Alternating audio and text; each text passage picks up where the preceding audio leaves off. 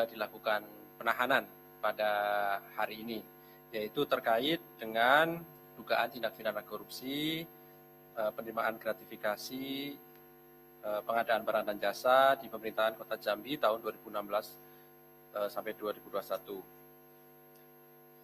Hari ini hadir Pak Direktur Penyidikan, Pak Setio, nanti akan membacakan poin-poin perkembangan dari kegiatan penyidikan dimaksud.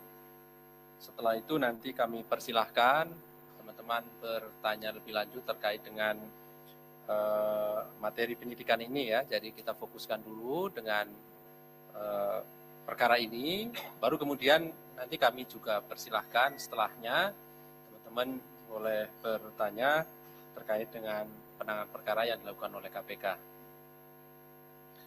Baik, kami silakan Pak Direktur Penyidikan untuk menyampaikan beberapa poin perkembangan perkara dimaksud. Kami silakan, Pak.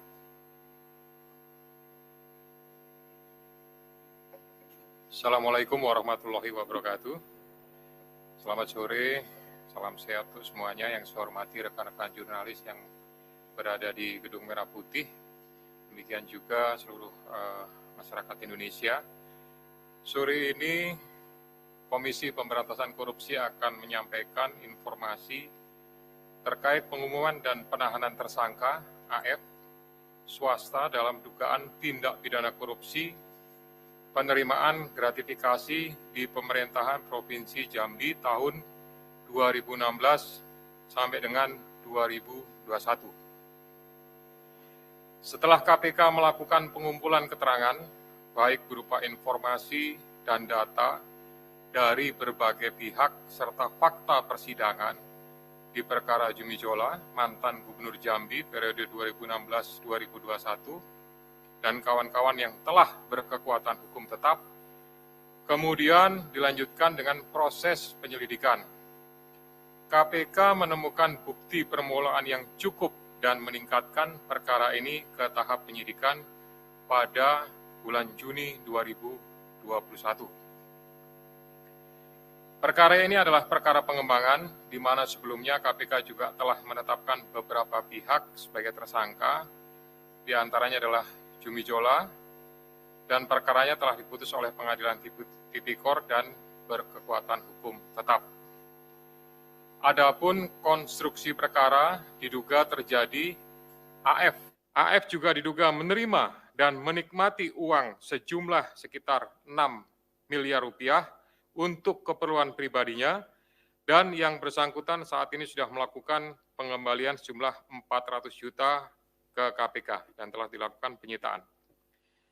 Atas perbuatannya, tersangka disangkakan melanggar pasal 5 ayat 1 huruf A atau huruf B atau pasal 13 Undang-Undang Nomor 31 Tahun 99 tentang tindak pidana korupsi. Untuk kepentingan proses penyidikan, tim penyidik melakukan upaya paksa penahanan pada tersangka AF selama 20 hari pertama terhitung mulai tanggal 4 November sampai dengan 23 November 2021 di rutan KPK Gedung Merah Putih. Selanjutnya akan dilakukan isolasi mandiri selama 14 hari sebagai upaya antisipasi penyebaran COVID-19 di dalam lingkungan rutan KPK dimaksud. Permufakatan jahat korupsi antara penyelenggara negara dengan pelaku usaha pada pengadaan barang dan jasa seringkali tidak hanya terjadi pada tahap pelaksanaan saja, namun juga sering terjadi sejak pada tahap perencanaan bahkan hingga pengawasan. Suap menjadi modus yang sering dilakukan para pelaku usaha untuk memperoleh proyek dari pemerintah. Konsekuensinya, pelaku usaha akan menurunkan kualitas barang dan jasa yang dihasilkan agar tetap memperoleh keuntungan. Alhasil, masyarakatlah yang menjadi pihak paling dirugikan, karena kualitas barang dan jasa yang dihasilkan tersebut tidak memberikan manfaat sebagaimana mestinya. Komisi Pemberantasan Korupsi tentunya prihatin sekaligus berharap bahwa korupsi pengadaan barang dan jasa yang melibatkan para penyelenggara negara dan pelaku usaha ini tidak kembali terjadi. Korupsi pengadaan barang dan jasa selain tidak jalan dengan semangat pemerintah untuk percepatan pemulihan ekonomi nasional juga menghambat pembangunan di daerah. Demikian yang dapat kami sampaikan. Selanjutnya saya kembalikan kepada Pak Ali Fikri. Wassalamualaikum warahmatullahi wabarakatuh. Baik, terima kasih Pak Dirdik yang telah menyampaikan beberapa poin dimaksud. Pada prinsipnya bahwa KPK hari ini mengumumkan dan melakukan penahanan terhadap satu orang tersangka baru dalam perkara dugaan korupsi pengadaan barang jasa di pemerintahan Provinsi Jambi tahun 2016-2001 atas nama AF. Baik, kami silakan teman-teman untuk bertanya terkait dengan perkara ini dulu ya. Silakan, ada? Oke, Mas Chandra. Masih berkara dulu ya, Mas ya? Iya, berkara. Ya. Ini kan tersangkanya nambah terus, Mas. Apakah masih ada tersangka lain atau anggota DPRD lain yang dibidik gitu? Terus kenapa nggak sekalian gitu langsung ditahan semua, atau masih ada bukti-bukti yang dicari dulu atau gimana gitu? Baik, terima kasih. Ada lagi yang terkait dengan ini dulu, baru nanti kami silakan yang lain ya. Satu dulu ya. Baik. Terima kasih, Mas Chandra. Baik, terima kasih untuk pertanyaannya. Saya sampaikan ya, bahwa terkait apakah masih ada tersangka lain, gitu ya. Nah, sebagaimana penjelasan di awal tadi, ini kan melibatkan ada beberapa anggota DPRD. Kalau kita kembali kepada proses yang di awal itu, di situ ada penyelenggara negara, kemudian ada DPRD yang sudah diproses bahkan sudah berkekuatan hukum yang tetap. Nah, tentunya bagaimana dengan DPRD yang lain? Ya, nanti tinggal tunggu waktu saja, itu nanti akan ada tindak lanjut yang akan ditangani oleh Kedeputian Penindakan terhadap pihak-pihak terkait lainnya. Kemudian, kenapa kok tidak sekalian saja? Ya, yang pertama tentu selektif prioritas, yaitu penyidik menentukan berdasarkan hasil koordinasi dengan jaksa penuntut umum, mana yang diprioritaskan, mana yang kemudian sudah memenuhi kecukupan alat buktinya, ya itulah yang diprioritaskan. Belum lagi kemudian terhadap penanganan kasus lainnya yang diperlukan segera, gitu. Pastinya tidak hanya berhenti sampai di sini saja. Gitu. Ini merupakan bagian daripada strategi saja, gitu ya. Kenapa ini belum, kenapa itu sudah, banyak pertimbangan. Artinya pertimbangan itu bukan karena sesuatu dan lain hal, tapi karena mempertimbangkan dari aspek-aspek yang berkaitan dengan aspek hukum. Demikian, terima kasih. Baik, terima kasih Pak Didik. Ada lagi yang masih terkait dengan perkara ini dulu ya? Cukup ya? Baik, di belakang ada, Mas? Ada ya? Cukup. Baik. Kami silakan jika ada pertanyaan lain yang berkenaan dengan penanganan perkara oleh KPK, kami juga silakan. Ada? Ada ya? Oke. Ya, pertama tadi pagi ada laporan tentang dugaan permainan PCR yang dilakukan oleh Menko Marves, Luhut Binsar Panjaitan dan Menteri BUMN Erick Thohir. Apakah KPK akan mengklarifikasi ke Pak Luhut dan Pak Erick Thohir ke depannya tentang laporan itu? Yang kedua terkait penyelidikan kasus Formula E di Jakarta. Kan sekarang masih tahap klarifikasi ya, Mas. Apakah KPK nanti akan memanggil Gubernur DKI Jakarta untuk mengklarifikasi? Terbilang kan ini proyeknya dia gitu. Terus yang ketiga mau nanya soal kasus LNG Pertamina. Itu perkembangannya sampai sekarang itu gimana? Apakah masih sibuk koordinasi sama Kejagung? Apa emang udah kerja sendiri KPK-nya? Yang keempat terakhir toilet di Bekasi. Toilet di Bekasi kan beberapa ada yang rusak gitu, Mas. Padahal toiletnya belum dipakai untuk pembelajaran tapi udah rusak gitu. Nah, ini perkembangan kasusnya gimana? Apakah sudah penyidikan, udah ada tersangkanya apa belum, atau masih di penyelidikan? Gitu? Baik, terima kasih Mas. Ada lagi? Silakan. Cukup ya? Oke, baik, silakan.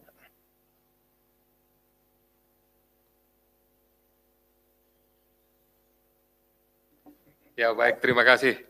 Saya kira mungkin ini pertanyaannya sudah mewakili rekan-rekan jurnalis yang lain ya. Ada 4 pertanyaan. Yang pertama terkait masalah informasi atau laporan tentang indikasi mungkin dugaan korupsi di pengadaan PCR. Jadi yang pertama tentu kami mengucapkan terima kasih bahwa ada masyarakat atau mungkin kelompok tertentu yang kemudian memberikan informasi atau bahkan melaporkan secara resmi terhadap masalah PCR ini. Kemudian suratnya berdasarkan hasil pengecekan sudah diterima di bagian persuratan. Nah, tentu ini memerlukan mekanisme, artinya nanti akan diterima oleh di Direktorat Dumas, kemudian akan ditelaah, ya, akan ditelaah. Yang pertama penelaahannya tentu terkait kewenangan, ya, apakah informasi tersebut atau laporan tersebut merupakan kewenangan daripada KPK sesuai dengan pasal 19, pasal 11 Undang-Undang KPK. Itu dulu yang paling penting. Nah, kalau sudah sesuai, maka nanti akan ditindaklanjuti dengan kegiatan lainnya. Ada klarifikasi, ada permintaan data, informasi, dan lain-lain. Ya, jadi masih perlu proses, kami tidak akan menjawab terkait apakah harus klarifikasi ke siapa-siapanya, itu merupakan pola kerja. Ya, nanti tentu beberapa pihak akan dilakukan. Tapi terhadap siapa-siapanya, nanti dari Dumas dan dari Direktorat Penyelidikan lah yang akan melakukan tindakan. Kemudian yang kedua, saya mungkin jawab satu kali saja, masalah LNG, toilet Bekasi, kemudian Formula E. Ya, kalau masalah LNG ini, kalau rekan-rekan mungkin membaca juga, dan saya yakin rekan-rekan yang menulis juga, bahwa pihak kejaksaan sudah menyampaikan bahwa ini sudah ditangani oleh KPK. Oleh karena itu tidak ada lagi koordinasinya sudah selesai di tahap sebelumnya. Sekarang tahapannya adalah kegiatan yang dilakukan sifatnya investigasi. Bentuknya seperti apa? Ya sama dengan yang masalah toilet Bekasi, kemudian Formula E. Sudah ada beberapa pihak yang sudah dipanggil atau dilakukan klarifikasi. Sudah ada beberapa mungkin para tugasnya sudah melakukan kegiatan pengumpulan data, informasi, termasuk juga dokumen. Tapi detailnya sekali lagi kami tidak akan sampaikan secara rinci karena tahapannya adalah masih di penyelidikan. Tentu akan tiba waktunya, nanti apakah kemudian prosesnya memenuhi kecukupan alat buktinya atau tidak, tentu ada waktunya nanti Pak Ali Fikri akan menyampaikan. Demikian itu yang dapat saya sampaikan. Silakan Pak Ali kalau mau ditambahkan. Saya kira cukup Pak. Ada lagi ya? Masih? Oh ya, oke. Baik. Silakan boleh Pak ya. Boleh. Ini mau nanya soal Aziz Syamsuddin, kok dia jarang dipanggil gitu ya Pak. Sedangkan kalau waktu Robin sampai hampir setiap hari gitu. Sedangkan Aziz Syamsuddin jarang dipanggil. Aziz Syamsuddin itu kesebut mulu gitu di sidang Robin, kayak minta fee 8% DAK Lampung Tengah, terus adanya nerima 200 juta dan lain sebagainya. Apakah itu di dalamnya Pak KPK? Karena kan Aziz Syamsuddin nggak datang gitu, nggak diperiksa-periksa. Biar sekalian, terakhir saya beri kesempatan. Ada lagi? Tidak ada ya, cukup ya. Jadi yang terakhir ya. Baik. Ya, saya mulai dari SRP dulu ya. Kenapa waktu itu SRP banyak sekali dilakukan pemeriksaan atau pemanggilan? Karena kan memang kalau berdasarkan hasil pemeriksaan itu dia banyak mendapatkan penerimaan dari berbagai sumber. Nah, oleh karena itu banyaklah dilakukan pemeriksaan dari si A, si B, si C dan seterusnya. Gitu. Nah, sedangkan untuk yang AS ini ya memang tidak banyak. Kalau sudah dianggap penyidik cukup, ya kan tidak diperlukan lagi keterangannya. Gitu. Jadi pemanggilan-pemanggilan yang kemudian dilanjutkan dengan pemeriksaan itu dilakukan kalau memang diperlukan. Ya, tapi kalau sekiranya sudah dianggap cukup, sekali lagi bahwa ya sudah cukup sampai di situ. Tapi tidak menutup kemungkinan di saat penyidik mendapatkan informasi, ya informasi itu kan sumbernya dari mana saja bisa. Salah satu misalkan dari jaksa yang menyidangkan perkaranya memperoleh informasi kemudian menyampaikan ke penyidik, ada data begini nih, ada info begini. Nah, itu juga akan menjadi bahan untuk dilakukan pemeriksaan. Demikian. Baik. Terima kasih Pak Alidik. Cukup ya teman-teman? Ada lagi? Saya beri kesempatan terakhir. Silakan, masih ada.